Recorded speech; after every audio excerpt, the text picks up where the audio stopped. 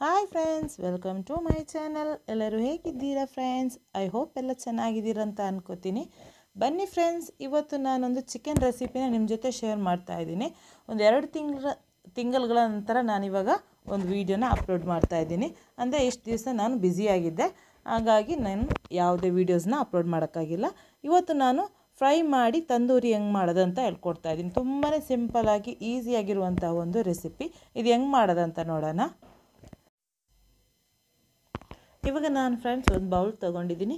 ಇದಕ್ಕೆ ನಾನಿವಾಗ 1 kg ನಾನಿವಾಗ ಲೆಗ್ ಪೀಸ್ನ ಹಾಕ್ಕೊಂಡಿದ್ದೀನಿ, ಚಿಕನ್ ಲೆಗ್ ಪೀಸ್ನ ಹಾಕ್ಕೊಂಡಿದ್ದೀನಿ. ಇದನ್ನು ಕ್ಲೀನಾಗಿ ವಾಶ್ ಮಾಡಿಕೊಂಡು ಇದನ್ನು ನೀವು ನೀಟಾಗಿ ಇದನ್ನು ವಾಶ್ ಮಾಡ್ಕೊಂಡು ತಗೋಬೇಕು.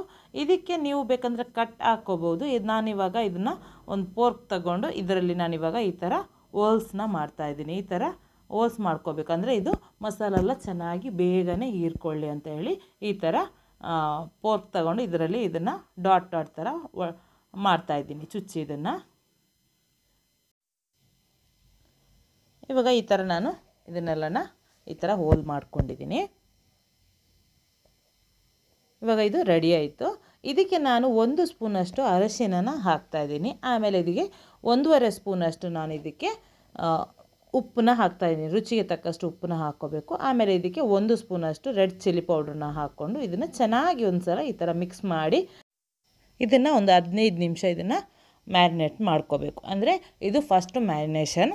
ಇದನ್ನು ಈ ಥರ ಮಾಡಿ ನಾನಿವಾಗ ನೋಡಿ ಕ್ಲೀನಾಗಿ ಎಲ್ಲ ಕೋಟ್ ಆಗಿಬಿಟ್ಟಿದೆ. ರೆಡ್ ಚಿಲ್ಲಿ ಮತ್ತು ಅರಿಶಿನ ಎಲ್ಲ ಚೆನ್ನಾಗಿ ಮಿಕ್ಸ್ ಮಾಡ್ಕೊಂಡ ನಂತರ ಈ ಥರ ಕೋಟ್ ಆಗಬೇಕು.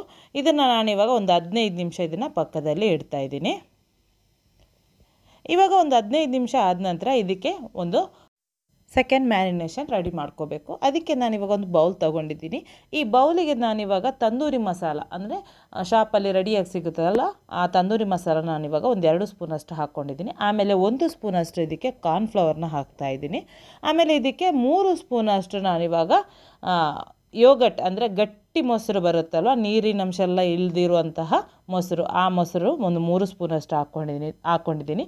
ಆಮೇಲೆ ರುಚಿಗೆ ತಕ್ಕಷ್ಟು ಉಪ್ಪು, ಆಮೇಲೆ ಇದಕ್ಕೆ ಜೀರಾ ಪೌಡ್ರು 1 ಸ್ಪೂನು, ಆಮೇಲೆ ಇದಕ್ಕೆ 2 ಸ್ಪೂನಷ್ಟು ಬ್ಲ್ಯಾಕ್ ಪೆಪ್ಪರ್ ಪೌಡ್ರು, 1 ಸ್ಪೂನಷ್ಟು ಚಾಟ್ ಮಸಾಲ, ಆಮೇಲೆ ಇದಕ್ಕೆ 1 ಸ್ಪೂನಷ್ಟು ನಾನು ಅಮಚೂರ್ ಪೌಡ್ರನ್ನ ಹಾಕ್ತಾಯಿದ್ದೀನಿ. ಆಮೇಲೆ ಇದಕ್ಕೆ 1 ಸ್ಪೂನಷ್ಟು ಜಿಂಜರ್ ಗಾರ್ಲಿಕ್ ಪೇಸ್ಟ್, ಅಂದರೆ ಶುಂಠಿ ಮತ್ತು ಬೆಳ್ಳುಳ್ಳಿ ಪೇಸ್ಟನ್ನ ಹಾಕ್ತಾಯಿದ್ದೀನಿ. ಆಮೇಲೆ ಇದಕ್ಕೆ ನಾನಿವಾಗ ಕಸೂರಿ ಮೇಥಿ 1 ಹಿಡಿಯಷ್ಟು ನಾನಿವಾಗ 1 ಸ್ಪೂನಲ್ಲಿ ಪೌಡ್ರ್ ಮಾಡ್ಕೊಂಡಿರೋದನ್ನು ಹಾಕ್ಕೊಂಡಿದ್ದೀನಿ. ಆಮೇಲೆ ಒಂದು ಫುಲ್ಲು ಲೆಮನ್ನ ಇದಕ್ಕೆ ಹಿಂಡಿ ಹಾಕ್ಕೋಬೇಕು, ರಸನ. ಇದಕ್ಕೆ ನೀವೇನು ಮಾಡಬೇಕಂದ್ರೆ 1ರಿಂದ 2 ಸ್ಪೂನಷ್ಟು ನೀವು ಗೋಡಂಬಿ ಪೇಸ್ಟನ್ನ ಹಾಕ್ಕೋಬೇಕು. ಕ್ಯಾಶು ಪೇಸ್ಟ್ ಅಂತ ಬರುತ್ತಲ್ಲ ಅದನ್ನು ಹಾಕ್ಕೋಬೇಕು 1 ಸ್ಪೂನಷ್ಟು. ನಾನಿವಾಗ 1 ಸ್ಪೂನಷ್ಟು ಹಾಕ್ಕೊಂಡಿದ್ದೀನಿ. ನೀವು ಬೇಕಂದರೆ 1ರಿಂದ 2 ಸ್ಪೂನು ಹಾಕ್ಕೋಬೋದು. ಹಾಕ್ಕೊಂಡಿದ್ದಕ್ಕೆ ಇದಕ್ಕೆ 1 ಸ್ಪೂನಷ್ಟು ಅರಿಶಿನ, ಆಮೇಲೆ 1 ಸ್ಪೂನಷ್ಟು red chilli, Kashmiri red chilli ಪೌಡ್ರನ್ನ ಹಾಕ್ಕೊಂಡು ಚೆನ್ನಾಗಿ ಇದನ್ನು ಮಿಕ್ಸ್ ಮಾಡ್ಕೋಬೇಕು.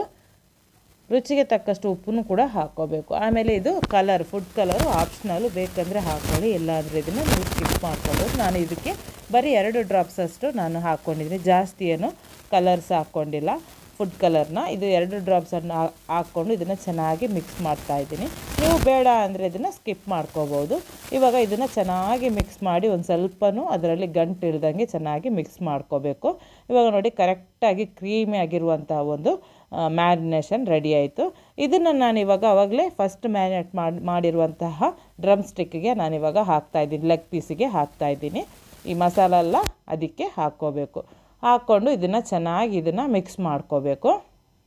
ನೀವು ಕೈಯಲ್ಲಿ ಮಿಕ್ಸ್ ಮಾಡಿಕೊಂಡ್ರೂ ಆಗುತ್ತೆ, ಇಲ್ಲಾಂದರೆ ಸ್ಪೂನಲ್ಲೂ ಮಿಕ್ಸ್ ಮಾಡಿಕೊಂಡ್ರೂ ಆಗುತ್ತೆ. ನಾನಿವಾಗ ಕೈಯಲ್ಲಿ ಇದನ್ನು ಚೆನ್ನಾಗಿ ಲೆಗ್ ಪೀಸೆಲ್ಲ ಚೆನ್ನಾಗಿ ಕೋಟ್ ಆಗುವವರೆಗೂ ಇದನ್ನು ಚೆನ್ನಾಗಿ ಮಿಕ್ಸ್ ಮಾಡ್ತಾ ಇದನ್ನು ಇಟ್ಟಿದ್ದೀನಿ. ಆಮೇಲೆ ಇದಕ್ಕೆ ನಾನು ಸ್ಟಾರ್ಟಿಂಗಲ್ಲಿ ಮೊಟ್ಟೆ ಹಾಕೋಕ್ಕೆ ಮರ್ತೋಗ್ಬಿಟ್ಟಿತ್ತು. ಇವಾಗ ಲಾಸ್ಟಲ್ಲಿ ನಾನಿವಾಗ ಮೊಟ್ಟೆದು ವೈಟ್ ಭಾಗ ಬರುತ್ತಲ್ಲ ಅದನ್ನು ನಾನಿವಾಗ ಹಾಕ್ತಾಯಿದ್ದೀನಿ. ಇದಕ್ಕೆ ಎಲ್ಲೋ ಪಾರ್ಟ್ ಹಾಕೋಕ್ಕೆ ಹೋಗಬೇಡಿ, ಬರೀ ವೈಟ್ ಮಾತ್ರ ಹಾಕ್ಕೊಂಡು ಚೆನ್ನಾಗಿ ಇದನ್ನು ಮಿಕ್ಸ್ ಮಾಡ್ಕೋಬೇಕು.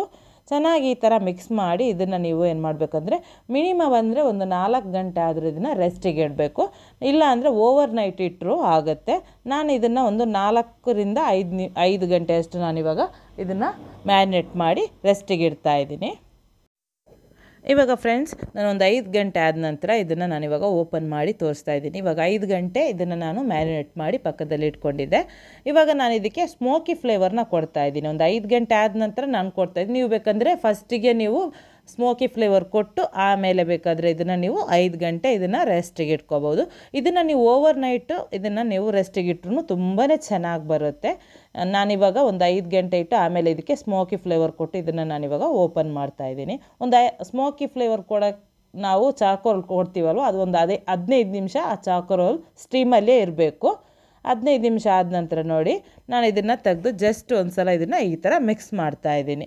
ಅಂದರೆ ನಾವು ಸ್ಮೋಕಿ ಫ್ಲೇವರ್ ಕೊಟ್ಟಿರೋದು ಚೆನ್ನಾಗಿ ಮಸಾಲ ಎಲ್ಲ ಚೆನ್ನಾಗಿ ಮಿಕ್ಸ್ ಆಗಿ ಇದು ಚಿಕನ್ನಿಗೆ ಒಂದು ಒಳ್ಳೆಯ ತಂದೂರಿ ಫ್ಲೇವರ್ ಕೊಡಲಿ ಅಂತ ಹೇಳಿ ಇವಾಗ ನಾನು ಇದನ್ನು ಡೀಪ್ ಫ್ರೈ ಮಾಡ್ತಾಯಿದ್ದೀನಿ. ನೀವು ಬೇಕಂದರೆ ಇದನ್ನು ನೀವು ಕುಕ್ಕರಲ್ಲಿ ಕೆಳಗಡೆ ಉಪ್ಪಿಟ್ಟು ಆಮೇಲೆ ಅದ್ರ ಮೇಲ್ಗಡೆ ನೀವು ಒಂದು ಪಾತ್ರೆನ ಇಟ್ಟು ಇದನ್ನು ನೀವು ನಾವು ಬೇಕ್ ಮಾಡ್ತೀವಲ್ವ, ಕೇಕೆಲ್ಲ ಬೇಕ್ ಮಾಡ್ತೀವಿ, ಅದೇ ಥರನೂ ನೀವು ತಂದೂರಿನ ಮಾಡ್ಕೋಬೋದು. ಇಲ್ಲ ಅಂದರೆ ನೀವು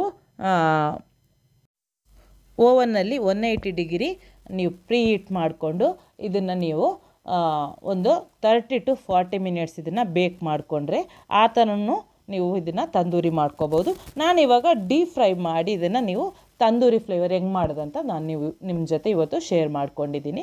ಈ ರೆಸಿಪಿನ ತುಂಬಾ ಚೆನ್ನಾಗಿ ಬರುತ್ತೆ. ನಾನು ಈ ಥರ ಫ್ರೈ ಮಾಡಿಕೊಂಡು ಆಯಿಲಲ್ಲಿ ಮಾಡ್ತಾಯಿದ್ದೀನಿ ನೋಡಿ. ಇವಾಗ ಒಂದು 2 ರಿಂದ 3 ನಿಮಿಷ ಆದ ನಂತರ ಇದನ್ನು ಪಲ್ಟಿ ಮಾಡಿಕೊಂಡು ಇನ್ನೊಂದು ಸೈಡ್ ಕೂಡ ಇದೇ ಥರ ಚೆನ್ನಾಗಿ ಫ್ರೈ ಆಗುವವರೆಗೂ ಇದನ್ನು ನಾನಿವಾಗ ಫ್ರೈ ಮಾಡ್ಕೊಂಡಿದ್ದೀನಿ. ಇವಾಗ ಒಂದು 10 ರಿಂದ 12 ನಿಮಿಷ ಆಗಿದೆ ಇದು ಫ್ರೈ ಆಗೋಕ್ಕೆ ಶುರುವಾಗಿ. ಇವಾಗ ಇದು ಚೆನ್ನಾಗಿ ಫ್ರೈ ಆಗಿದೆ, ಲೆಗ್ ಪೀಸೆಲ್ಲ. ಇದನ್ನು ನಾನಿವಾಗ ತೆಗ್ದಿದ್ದೀನಿ ನೋಡಿ. ಇದನ್ನು ನಾನಿವಾಗ ಯಾವ ಥರ ನಾವು ತಂದೂರಿ ಫ್ಲೇವರ್ ಕೊಡ್ತೀವಿ ಅಂದರೆ ಒಂದು ಗ್ರಿಲ್ ಪ್ಯಾನ್ ಬರುತ್ತೆ, ಅದನ್ನು ತಗೊಂಡು ನಾನಿವಾಗ ಗ್ಯಾಸ್ ಮೇಲೆ ಇಟ್ಟು ಇದಕ್ಕೆ ಆ ಗ್ರಿಲ್ ಪ್ಯಾನ್ಗೆ ಚೆನ್ನಾಗಿ ಬಟರ್ನ ಸವರಬೇಕು, ಬ್ರಷ್ ಮಾಡ್ಕೋಬೇಕು. ಅಂದರೆ ಚಿಕನ್ ಅಂಟ್ಕೋಬಾರ್ದು ಗ್ರಿಲ್ ಮೇಲೆ ಅಂತ ಹೇಳಿ ಒಂದು ಸ್ವಲ್ಪ ಬಟರ್ನ ನಾವು ಬ್ರಷ್ ಮಾಡ್ಕೋಬೇಕು.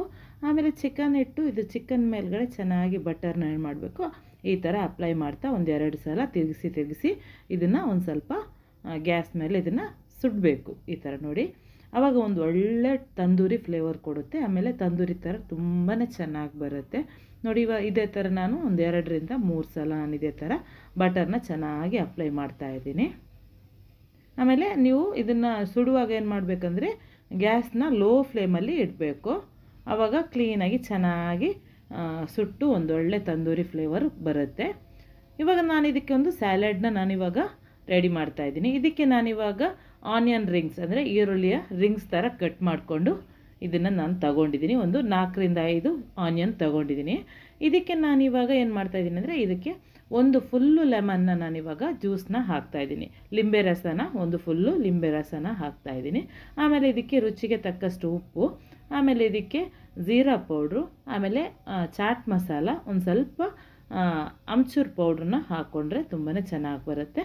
ಆಮೇಲೆ ಒಂದು ಸ್ವಲ್ಪ ಖಾರದ ಪೌಡ್ರು ಅಂದರೆ ಚಿಲ್ಲಿ ಪೌಡ್ರ್ ಬರುತ್ತಲ್ವ, ಖಾರದ ಪುಡಿ, ಅದನ್ನು ಕೂಡ ಹಾಕ್ಕೊಂಡು ಇದನ್ನು ಚೆನ್ನಾಗಿ ಈ ಥರ ಮಿಕ್ಸ್ ಮಾಡ್ಕೋಬೇಕು. ಚೆನ್ನಾಗಿ ಆನಿಯನ್ ಮತ್ತು red chilli powder, chaat masala ಚೆನ್ನಾಗಿ ಮಿಕ್ಸ್ ಆಗೋರು ಇದನ್ನು ಮಿಕ್ಸ್ ಮಾಡ್ಕೊಳ್ಳಿ. ಆಮೇಲೆ ಇದಕ್ಕೆ ಒಂದು ಸ್ವಲ್ಪ ಕೊತ್ತಂಬರಿ ಸೊಪ್ಪನ್ನ ಹಾಕ್ಕೊಂಡು ಚೆನ್ನಾಗಿ ಇದನ್ನು ಒಂದು ಸಲ ಮಿಕ್ಸ್ ಮಾಡಿಕೊಂಡ್ರೆ ಆನಿಯನ್ ಸ್ಯಾಲಾಡ್ ಚೆನ್ನಾಗಿ ರೆಡಿ ಆಯಿತು. ತುಂಬಾ ಟೇಸ್ಟಿಯಾಗಿರುತ್ತೆ ಈ ಸ್ಯಾಲಾಡ್ ಮತ್ತು ಈ ತಂದೂರಿ ಜೊತೆ ತುಂಬಾ ಚೆನ್ನಾಗಿ ಬರುತ್ತೆ ಕಾಂಬಿನೇಷನು. ನಾನಿವಾಗ ರೆಡಿ ಮಾಡಿದ್ದೀನಿ. ಇದನ್ನು ನಾನಿವಾಗ ಸರ್ವ್ ಮಾಡ್ತಾಯಿದ್ದೀನಿ. ಈಸಿಯಾಗಿರುವಂಥ ತಂದೂರಿ ಚಿಕನ್ ಹೆಂಗೆ ಮಾಡೋದು ಅಂತ ನೋಡಿದ್ದೀರಲ್ವ ಫ್ರೆಂಡ್ಸ್. ಇದನ್ನು ಮನೇಲಿ ಒಂದು ಸಲ ಟ್ರೈ ಮಾಡಿ ನೋಡಿ. ಟ್ರೈ ಮಾಡಿ ಹೆಂಗಾಯಿತು ಅಂತ ನನಗೆ ಕಮೆಂಟ್ ಬಾಕ್ಸಲ್ಲಿ ಒಂದು ಕಮೆಂಟ್ ಹಾಕೋಕ್ಕೆ ಮರಿಬೇಡಿ ಫ್ರೆಂಡ್ಸ್. ಈ ವಿಡಿಯೋಗೊಂದು ಲೈಕ್ ಕೊಡಲಿಕ್ಕಂತೂ ಮರೀಲೇಬೇಡಿ. ನೀವು ಫಸ್ಟ್ ಟೈಮ್ ನಾನು ಈ ವಿಡಿಯೋ ನೋಡ್ತಾ ಇದ್ದೀನಿ, ಪ್ಲೀಸ್ ಸಬ್ಸ್ಕ್ರೈಬ್ ಮಾಡಿ. ನೆಕ್ಸ್ಟ್ ನಾನು ಹೊಸ ರೆಸಿಪಿಯೊಂದಿಗೆ ಹೊಸ ವಿಡಿಯೋ ಜೊತೆ ಬರ್ತೀನಿ ಫ್ರೆಂಡ್ಸ್. ಬಾಯ್.